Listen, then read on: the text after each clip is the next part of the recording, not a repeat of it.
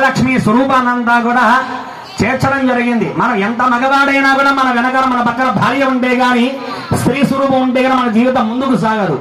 ఆ విధంగా ఇక రామచంద్రుల వారు త్రేతాయుగ అవతారంలోనే జన్మించి ఉన్నారు. ఏ విధంగా అయ్యా అంటే ధర్మో రక్షతి రక్షిత అను మాటలలో ధర్మాన్ని నువ్వు రక్షించు, అది నిన్ను నన్ను అందరినీ రక్షిస్తుంది అని అర్థము. కావున ధర్మ సంస్థాపనార్థాయ సంభవామి యుగే యుగే అని పరమాత్మ తానే స్వయముగా ప్రకటీకృత్యమై ఉన్నారు. ధర్మాన్ని రక్షించుటకు భగవంతుడు ఎప్పుడో ఏదో ఒక రూపంలో అనుగ్రహిస్తారు.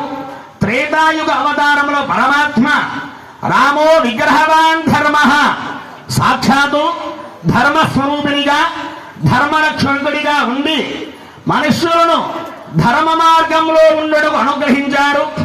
వర్తమాన పరిస్థితుల్లో